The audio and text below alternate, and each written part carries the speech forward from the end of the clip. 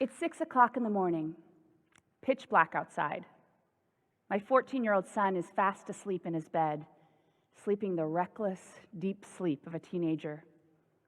I flip on the light and physically shake the poor boy awake, because I know that, like ripping off a Band-Aid, it's better to get it over with quickly. I have a friend who yells fire just to rouse her sleeping teen, and another who got so fed up that she had to dump cold water on her son's head just to get him out of bed. Sound brutal, but perhaps familiar? Every morning I ask myself, how can I, knowing what I know and doing what I do for a living, be doing this to my own son? You see, I'm a sleep researcher. So I know far too much about sleep and the consequences of sleep loss. I know that I'm depriving my son of the sleep he desperately needs as a rapidly growing teenager. I also know that by waking him up hours before his natural biological clock tells him he's ready, I'm literally robbing him of his dreams, the type of sleep most associated with learning, memory consolidation, and emotional processing. But it's not just my kid that's being deprived of sleep. Sleep deprivation among American teenagers is an epidemic. Only about 1 in 10 gets the 8 to 10 hours of sleep per night recommended by sleep scientists and pediatricians. Now, if you're thinking to yourself, phew, we're doing good, my kid's getting 8 hours. Remember, 8 hours is the minimum recommendation. You're barely passing. 8 hours is kind of like getting a C on your report card. There are many factors contributing to this epidemic, but a major factor preventing teens from getting the sleep they need is actually a matter of public policy, not hormones, social lives, or Snapchat. Across the country, many schools are starting around 7:30 a.m. or earlier, despite the fact that major medical organizations recommend that middle and high schools start no earlier than 8:30 a.m. These early start policies have a direct effect on how much, or really how little, sleep American teenagers are getting. They're also pitting teenagers and their parents in a fundamentally unwinnable fight against their own bodies. Around the time of puberty, teenagers experience a delay in their biological clock, which determines when we feel most awake and when we feel most sleepy. This is driven in part by a shift in the release of the hormone melatonin. Teenagers' bodies wait to start releasing melatonin until around 11 p.m., which is 2 hours later than what we see in adults or younger children. This means that waking a teenager up at 6 a.m. is the biological equivalent of waking an adult up at 4 a.m. Now, on the unfortunate days when I have to wake up at 4 a.m., I'm a zombie, functionally useless. I can't think straight. I'm irritable, and I probably shouldn't be driving a car. But this is how many American teenagers feel every single school day. In fact, many of the, shall we say, unpleasant characteristics that we chalk up to being a teenager, moodiness, irritability, laziness, depression, could be a product of chronic sleep deprivation. For many teens battling chronic sleep loss, their go-to strategy to compensate is consuming large quantities of caffeine in the form of dainty frappuccinos or energy drinks and shots. So essentially, we've got an entire population of tired but wired youth. Advocates of sleep-friendly start times know that adolescence is a period of dramatic brain development, particularly in the parts of the brain that are responsible for those higher-order thinking processes, including reasoning, problem-solving, and good judgment. In other words, the very type of brain activity that's responsible for reining in those impulsive and often risky behaviors that are so characteristic of adolescence and that are so terrifying to us parents of teenagers. They know that, like the rest of us, when teenagers don't get the sleep they need, Their brains, their bodies, and behavior suffer with both immediate and lasting effects. They can't concentrate. Their attention plummets. And many will even show behavioral signs that mimic ADHD.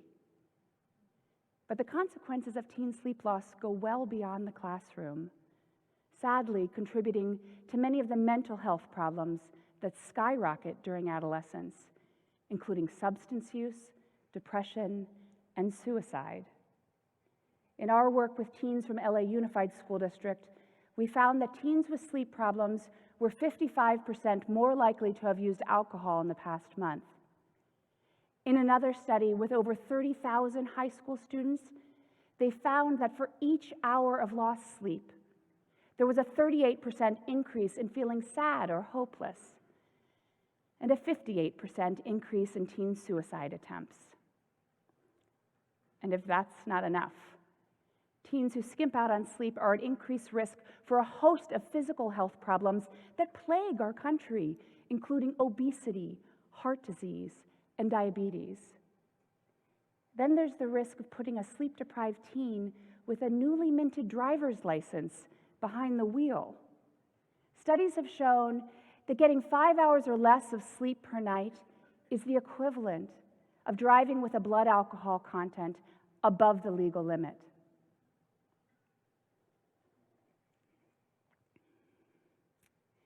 Advocates of sleep-friendly start times and researchers in this area have produced tremendous science showing the tremendous benefits of later start times. The findings are unequivocal, and as a sleep scientist, I rarely get to speak with that kind of certainty. Teens from districts with later start times get more sleep. To the naysayers who may think that if schools start later, teens will just stay up later. The truth is, their bedtimes stay the same, but their wake-up times get extended, resulting in more sleep. They're more likely to show up for school. School absences dropped by 25% in one district, and they're less likely to drop out. Not surprisingly, they do better academically. So this has real implications for reducing the achievement gap. Standardized test scores in math and reading go up by 2 to 3 percentage points. That's as powerful as reducing class sizes by 1/3 fewer students, or replacing a so-so teacher in the classroom with a truly outstanding one. Their mental and physical health improves, and even their families are happier. I mean, who wouldn't enjoy a little more pleasantness from our teens and a little less crankiness? Even their communities are safer because car crash rates go down, a 70% reduction in one district. Now, given these tremendous benefits, you might think, well, this is a no-brainer, right? So why have we, as a society, failed to heed this call? Often the argument against later start times goes something like this. Why should we delay start times for teenagers? We need to toughen them up so they're ready for the real world. But that's like saying to the parent of a 2-year-old, don't let Johnny nap, or he won't be ready for kindergarten. Delaying start times also presents many logistical challenges, not just for students and their families, but for communities as a whole.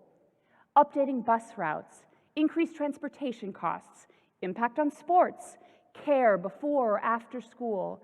These are the same concerns that come up in district after district, time and again around the country as school start times are debated.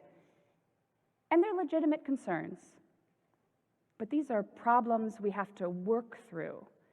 They are not valid excuses for failing to do the right thing for our children, which is to start middle and high schools no earlier than 8:30 a.m. And in districts around the country, big and small, who have made this change, they've found that these fears are often unfounded and far outweighed by the tremendous benefits for our student health and performance and our collective public safety. So tomorrow morning, when coincidentally, we get to set our clocks back by an hour, and you get that delicious extra hour of sleep, and the day seems a little longer and a little more full of hope, think about the tremendous power of sleep. And think about what a gift it would be for our children to be able to wake up naturally in harmony with their own biology. Thank you, and pleasant dreams.